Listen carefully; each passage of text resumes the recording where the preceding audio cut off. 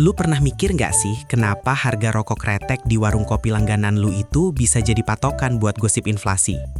Bukan cuma karena dia barang wajib, tapi karena dia itu penanda. Penanda bahwa ada yang berubah di sistem ekonomi yang kita anggap stabil. Nah, ramalan Shio buat tahun 2026 itu juga punya fungsi yang mirip. Dia bukan cuma sekedar iseng-iseng atau bahan bercandaan di meja makan pas Imlek. Dia itu penanda tahunan yang jauh lebih rumit daripada yang kita kira. Sebuah penanda perubahan kosmik dan energi yang, percaya atau enggak, punya rumus rahasia di baliknya yang benar-benar jarang banget dibahas tuntas sama konten-konten receh di luar sana. Gini loh, setiap akhir tahun, semua orang dari yang kerja kantoran, tukang ojek online, sampai kakek-kakek yang hobi main catur di pos ronda, pasti setidaknya sekali dengar atau baca ramalan Shio. Tahun 2026 itu adalah tahun kuda api, dan ini bukan cuma soal lu yang Shio kuda bakal hoki atau apes. Obsesi publik sama ramalan ini entah kenapa selalu meledak. Kenapa? Karena ramalan ini menawarkan sesuatu yang manusia paling butuhin, kepastian di tengah ketidakpastian.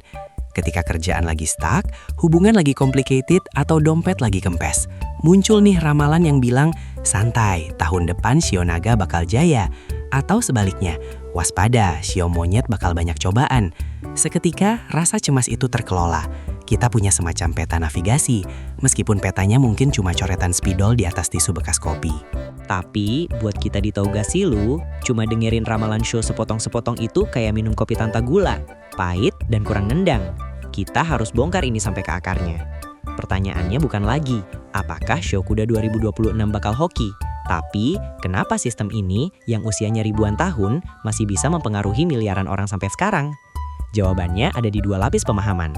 Lapis pertama, yang kelihatan mata, cuma 12 hewan. Lapis kedua, yang tersembunyi, yang jarang banget diulas. Kombinasi siklus 60 tahunan, 5 elemen wuxing, dan prinsip-prinsip yin dan yang jadi fondasi astrologi Tiongkok. Ini bukan sekedar mitos kuno yang bertahan karena tradisi, tapi sebuah sistem kalkulasi waktu yang sangat-sangat kompleks, yang jauh lebih mirip matematika kuno daripada sekedar buku cerita binatang. Coba lo bayangin, nenek moyang Tiongkok ribuan tahun lalu. Mereka hidup tanpa jam digital, tanpa kalender smartphone. Gimana cara mereka nandain waktu selain pakai musim? Mereka ngelihat ke langit, ke siklus planet. Dan mereka menciptakan sebuah sistem penanggalan yang bisa memetakan waktu bukan cuma dalam tahun, tapi juga bulan, hari, bahkan jam. Dan itu semua punya karakter energi yang berbeda. Ini yang disebut sexagenary cycle atau siklus 60 tahun.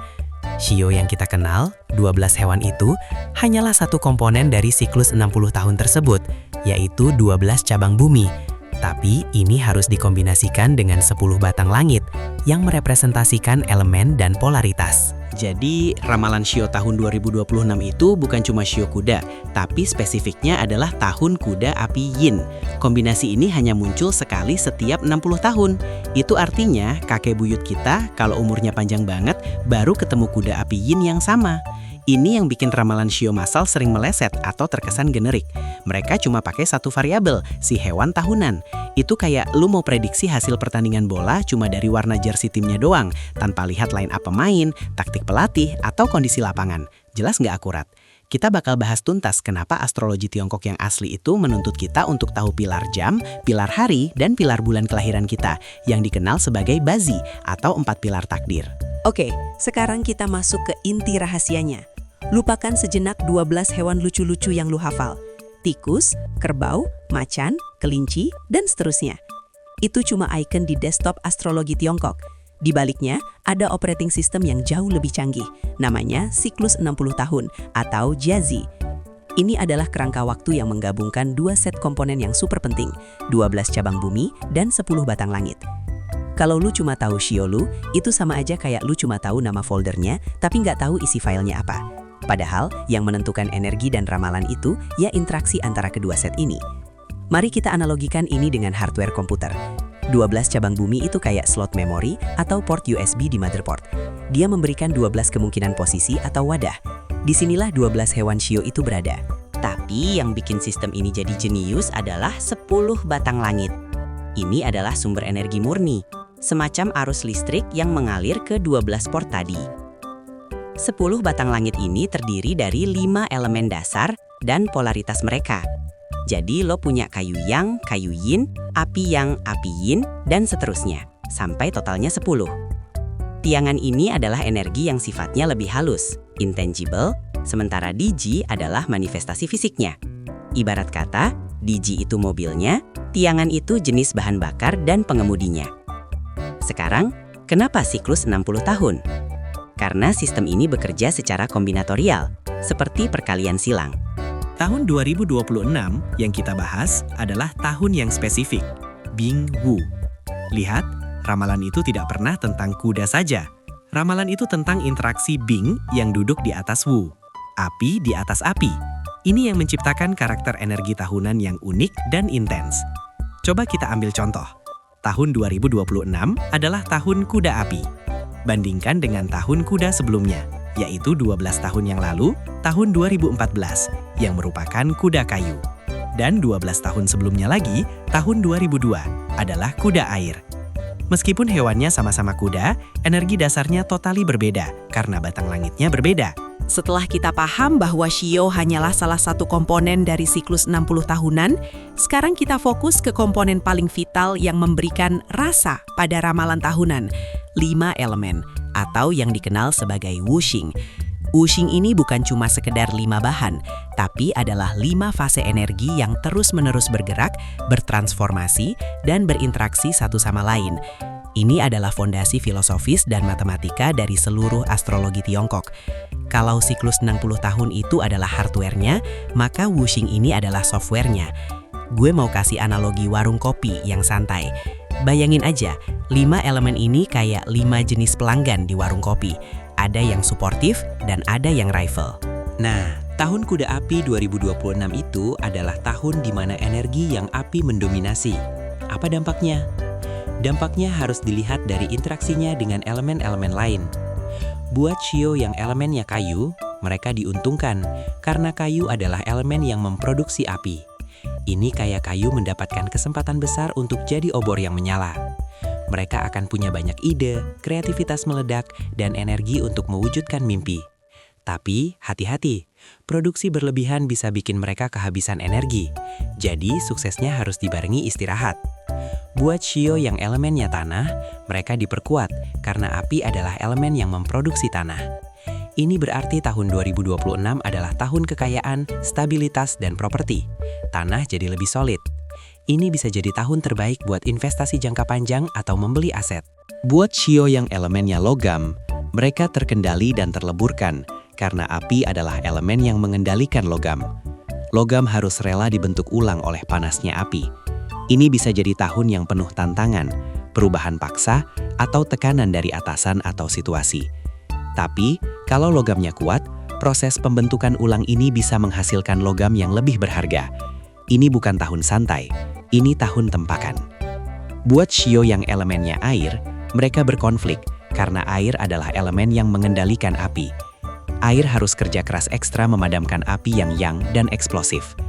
Ini bisa jadi tahun di mana mereka merasa terkuras energinya, banyak konflik terbuka, atau harus berhadapan langsung dengan otoritas atau kekuatan. Tapi, air yang cerdas akan tahu bahwa cara terbaik bukan melawan, tapi mengalir dan meresap. Setelah kita paham siklus 60 tahun dan 5 elemen, sekarang kita wajib naik level ke pemahaman yang paling kritis, yang membedakan astrologi Tiongkok sejati dengan ramalan majalah yang cuma gimmick, Bazi, atau 4 pilar takdir. Bazi secara harfiah berarti 8 karakter. Ini adalah rumus rahasia yang paling personal yang dimiliki setiap orang. Gini, ramalan Shio tahunan yang beredar luas di media itu cuma menggunakan 1 pilar dari 4 pilar yang lo miliki, pilar tahun. Ini cuma 25% dari identitas energi lo.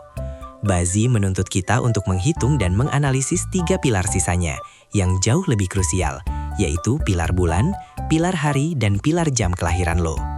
Setiap pilar ini, sama seperti pilar tahun, juga terdiri dari 1 batang langit dan 1 cabang bumi, makanya disebut 8 karakter. Coba lo bayangin, lo lahir di tahun yang sama dengan temen lo, artinya pilar tahun lo sama. Tapi, lo lahir di bulan November, dia lahir di bulan Mei. Lo lahir jam 3 sore, dia lahir jam 3 pagi. Dan yang paling beda, master elemen lo adalah logam yin. Sementara master elemen dia adalah tanah yang. Ketika datang tahun kuda api 2026, yang didominasi yang api. Buat lo, api mengendalikan logam. Ini adalah periode di mana lo merasa tertekan, diuji, dan harus bekerja ekstra keras. Ini adalah tahun tempaan yang bisa terasa berat. Buat temen lo, api menghasilkan tanah. Ini adalah periode di mana dia mendapatkan dukungan energi besar, peluang kekayaan, dan peningkatan status.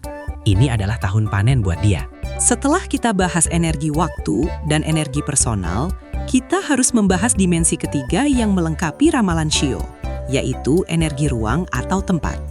Disinilah Feng Shui masuk, tapi bukan cuma sekadar menaruh patung di sudut ruangan atau memutar arah kasur.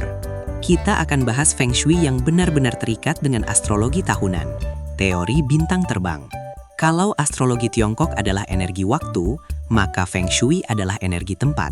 Dan sama seperti Shio tahunan yang selalu berubah, energi ruang di rumah atau kantor lo juga berubah setiap tahun.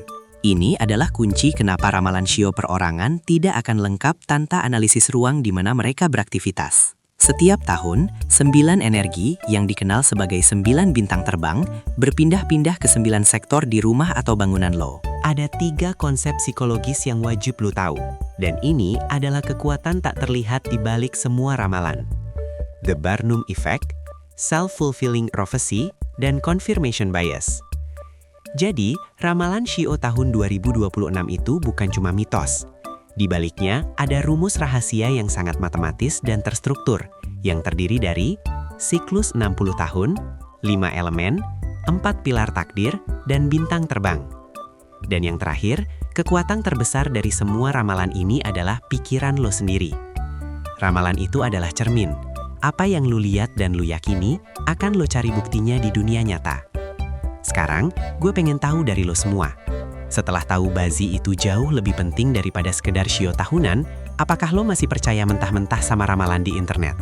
Coba share di kolom komen di bawah, Shio lo apa dan elemen apa yang menurut lo paling dominan di diri lo.